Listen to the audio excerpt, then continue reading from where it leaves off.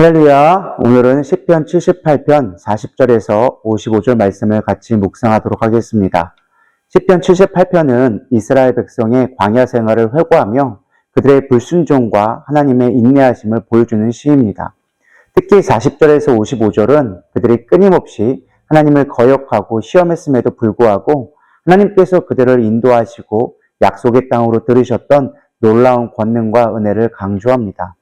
이 말씀을 통해 우리의 신앙의 자세를 되돌아보고 하나님과의 관계를 회복할 수 있는 오늘 아침 묵상이 되기를 축복합니다. 첫 번째 질문입니다. 이스라엘은 왜 반복해서 하나님께 반항하고 그분을 시험했나요? 라고 질문하고 있는데요. 오늘 본문 말씀 우리 40절 42절 한번 읽어보겠습니다. 저희가 광야에서 그를 반항하며 사막에서 그를 슬프게 함이 몇 번인고 저희가 하나님을 또다시 시험하며 이스라엘의 거룩하신 일을 노엽게 하였도다. 저희가 그의 권능을 기억하지 아니하며 저희를 고난에서 구속하신 날도 기억하지 아니하였도다. 시편의 저자는 이스라엘이 광야에서 끊임없이 하나님께 반항하고 그분을 시험했던 이유를 그들이 기억하지 않았기 때문이라고 지적합니다. 그들은 하나님께서 자신들을 위해 행하신 놀라운 일들, 즉 애굽에서의 구원과 광야에서의 공급을 잊어버린 것입니다. 인간은 쉽게 망각하는 존재입니다. 특히 하나님의 은혜를 망각할 때는 불평과 불순종의 길로 나아가기가 너무나 쉽습니다. 이스라엘 백성은 육체적인 필요와 현재의 어려움에만 집중하여져서 하나님의 크신 계획과 사랑을 보지 못했습니다. 이스라엘 백성이 광야에서 얼마나 많은 기적을 경험했습니까? 출애굽기 15장에 보면 마라의 쓴물의 사건이 나옵니다.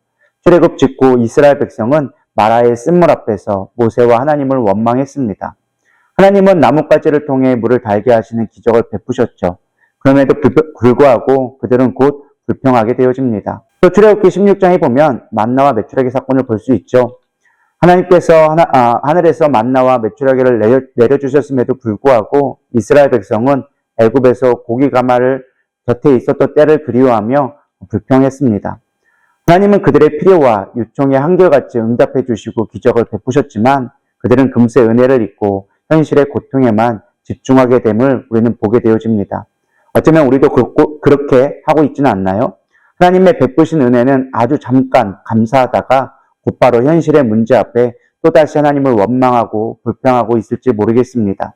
우리달교회를 목회를 하면서 수많은 하나님의 기적을 목도했었습니다.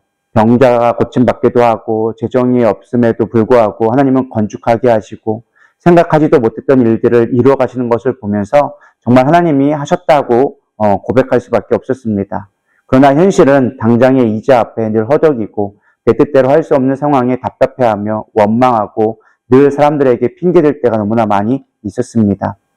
그래서 내 입에 두 번째 질문이 그것이죠. 내 입에서 불평불만이 끊이지 않는다면 어떻게 해야 할까요? 라고 하는데요. 저는 불평불만이 나올 때마다 이 찬양을 떠올려 봅니다. 찬송가 429장 세상 모든 풍파너를 흔들어 라는 찬양인데요. 제가 한번 잠시 불러보도록 하겠습니다. 세상 모든 풍파너를 흔들어 약한 마음 낙심하게 될 때에 내려주신 주의 복을 세어라.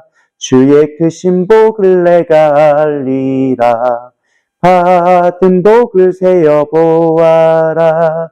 크신 복을 내가 알리라. 받은 복을 세어 보아라. 주의 크신 복을 내가 알리라. 이 찬양의 가사처럼 우리가 받은 복을 세어볼 때 주님의 크신 은혜가 우리를 이끌어가게 되리라 믿습니다. 그래서 우리가 날마다 주님의 은혜를 기억하고 하나님 앞에 나아가야 되리라 믿습니다. 또 다른 방법 중에 하나는요, 감사일기를 써보는 것입니다. 감사의 목록을 작성하는 것도 좋은 도움이 될 수 있겠죠. 또 하나 하나님의 주권을 인정해 보기를 축복합니다. 모든 상황 속에서도 하나님의 선하신 뜻이 있음을 믿고 그분의 주권을 인정해야 합니다. 당장은 이해되지 않지만 고난이나 어려움 속에서도 하나님의 인도하심을 신뢰하는 태도가 필요합니다.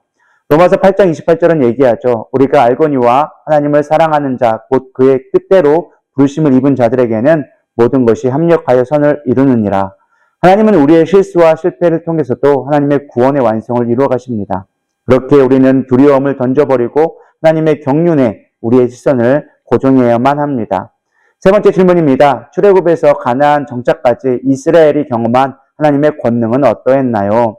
오늘 본문 43절에서 55절의 말씀을 이야기하는 건데요. 출애굽기의 구원의 역사를 다시금 회상합니다. 이는 단순히 역사적 사건의 나열이 아니라 하나님의 신실하심과 언약의 성취를 다시금 되살기라는 의미입니다. 7가지 재앙을 기록해 주고 있는데요. 우리는 하나님의 놀라운 계획을 이 묵상을 통하여서 몇 가지 찾아볼 수 있습니다. 첫 번째는 하나님의 심판입니다. 하나님은 10가지 재앙을 통하여서 애굽을 심판하시고 이스라엘을 구원하셨습니다. 모든 우상을 깨뜨리고 오직 하나님만이 절대적인 주권자이심을 만방에 드러내신 것이죠. 두 번째는 하나님의 그의 백성을 보호하신다는 사실입니다. 하나님은 홍해를 가르시고 이스라엘을 건너게 하셨으며 추격하는 애국 군대를 물에 수장시켰다라고 고백합니다. 광야에서는 만나 외출하기로 먹이셨고 반석에서 물을 내어 마시게 하셨으며 불기둥과 구름기둥으로 인도하며 그들을 보호하셨습니다. 이는 하나님께서 자기 백성을 극진히 돌보시고 모든 위험으로부터 지키시는 분임을 보여주는 것입니다. 그리고 세 번째는 우리의 길을 인도하신다라는 것입니다. 시편에 이렇게 얘기합니다. 하나님은 이스라엘을 양떼처럼 인도하시며 광야의 위험한 길을 통과하게 하셨다라고 찬양합니다.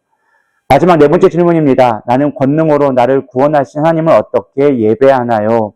로마서 12장 1절에 이렇게 얘기하죠. 그러므로 형제들아 내가 하나님의 모든 자비하심으로 너희를 권하노니 너희의 몸을 하나님이 기뻐하시는 거룩한 산 제물로 드리라. 이는 너희가 드릴 영적 예배니라 라고 이야기하고 있습니다. 요즘 저는 삶의 예배에 대해서 계속해서 묵상을 하고 있습니다.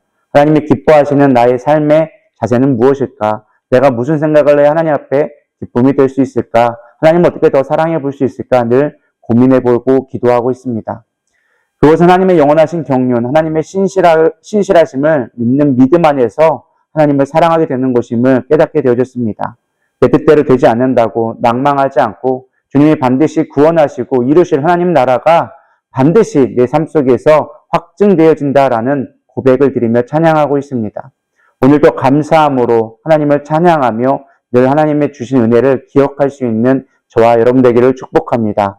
기도하시겠습니다. 하나님 감사합니다. 오늘도 우리 가운데 주신 은혜를 기억하게 하여 주시옵시고 여전히 지금도 일하고 계시며 하나님의 나라를 이뤄가시는 하나님의 신실하심을 찬양하며 감사하게 하여 주시옵소서. 때로는 낭망되고 넘어질 수밖에 없지만 그러나 주님이 주신 은혜를 기억함으로 말미암아 다시 일어설 수 있도록 인도하여 주시옵소서. 감사하며 살아계신 예수님의 이름으로 기도드려 싸움나이다. 아멘.